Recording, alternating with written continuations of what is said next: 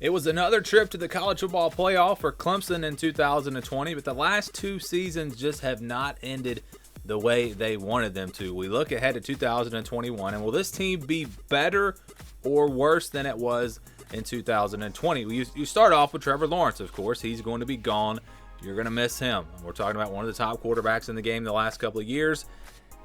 But the good news is you have a guy in DJ Uiagalelei who has played in a big game on the road at Notre Dame, played well, and really got experience all throughout the year.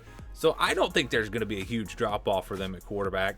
I think he has already proven that he is going to be really good and just the next one in a line of great quarterbacks at Clemson. So I think the quarterback spot is actually going to be fine for them.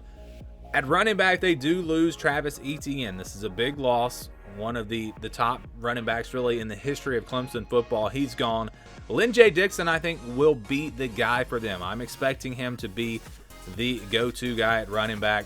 And I think now that he will be the number one back, I think you're going to see his numbers really, really go up. I think you're going to see him become the next great running back. Last year, for the entire year, he only had 42 carries. 190 yards, 4.5 yards per carry. So you just didn't see a whole lot from him, but he has plenty of experience throughout his career the last couple of years, and I think we've seen enough to know that he's going to be a good back. You've got some depth behind him and Ches Malusium Dukes, but I think look out for the freshman coming in. They got a 5-star freshman, Will Shipley. He may see some significant time. He's an early enrollee, so watch for that. That is probably one of the biggest areas of, I would say, concern, but just one of the bigger question marks for Clemson is replacing Travis Etienne. But I think they've got enough there to where they'll be able to run the football. And at wide receiver, Amari Rogers is a big loss. Cornell Powell is a big loss. But I think with everyone back and healthy, this wide receiver group will be even better next year. And definitely from a talent standpoint, they're going to be really talented. When you look at the trio of Joseph Nagata, Frank Ladson, and Justin Ross, those three guys all have a chance to be NFL caliber wide receivers. You go back to last year, Nagata and Ladson were banged up, were injured during the season, never really got to see them at full strength. Justin Ross, of course, with his neck injury, didn't play at all. All three guys will be back, and I'm telling you, there might not be a better trio of wide receivers in 2021 than these three. Look for them to explode if they can stay healthy. Of course, that's a big question mark, and that's really the case for a lot of teams. But they've got guys coming in this recruiting class, and I think the depth is going to be fine there as well. They lose J.C. Chalk at tight end.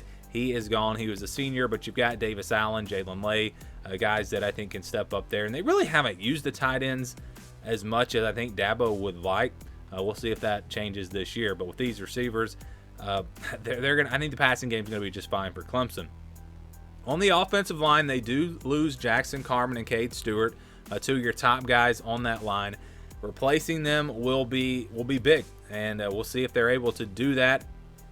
And that is probably, when you talk about the offensive line and the running backs, that's probably where I'm the most concerned about this Clemson team. Not just the offense, but the entire team. If they take care of those two spots, this team's going to be.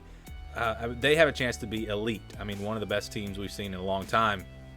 We go to the defensive side of the ball. They didn't lose a single player to graduation or to the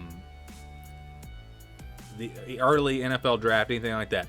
The only players they lost actually left in the transfer portal. That tells you what they have coming back. This defense is going to be loaded, and that's why I'm so high on this Clemson team. You just start with that defensive line. Everyone coming back except for Jordan Williams and Niles Pickney. Those guys transferred, but I don't think it's going to be that big of a deal. You've got Justin Foster, Miles Murphy, Justin Maskell, KJ Henry. The list goes on and on. Xavier Thomas. In the middle, Tyler Davis, Brian Braziz, Trey Williams. This is going to be the deepest defensive line in the country, I think. Probably the most talented defensive line in the country when you look at all these guys. And if they can stay healthy with everyone coming back, they are going to be able to get after the quarterback. And then you go to the linebacker spot. Mike Jones, he transferred out. They're going to miss him, but I don't think that's a huge blow. The good news for them is they get James Skalski back. He was a senior. He's going to come back for his extra year of eligibility. We know he's the leader of that defense, but you've got other guys in there. Watch for Trenton Simpson to be a potential star in the making. Other than, again, Mike Jones, everyone else at linebacker comes back. That was not an area of strength for them last year, but with another year of experience, I expect them to do better next year. And again, we're talking about a really good recruiting class coming in. They got a 5-star Barrett Carter, outside linebacker.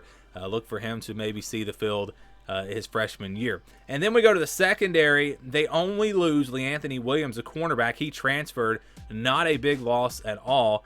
Darian Kendrick is back. We're talking about one of the better corners in the country. And watch out for Andrew Booth, who I think has a chance to be an All-American type player. Mario Goodrich also back. Sheridan Jones. The corners will be solid for them. And then at safety, every single safety on this team that contributed will be back. Nolan Turner, obviously the big one there, the leader of the secondary. Landon Zanders played well last year. This is a secondary that should be really good with everyone coming back. So when we talk about this defense, again, that is why I am so high on this Clemson team. And that is why, without a doubt, I think Clemson is going to be even better in 2021. Yes, there are a few question marks on offense, but when you look at other teams, when you look at the question marks for Alabama, when you look at the question marks for Ohio State, when you look at the question marks for Georgia, I mean, when you look at all these top teams, Clemson, I think, has fewer question marks than any of those teams. This is a team that made the college football playoff last year. They've proven that they can do it year in and year out in the ACC. No one's really been able to challenge them in that conference. So I think it will be another playoff spot for them.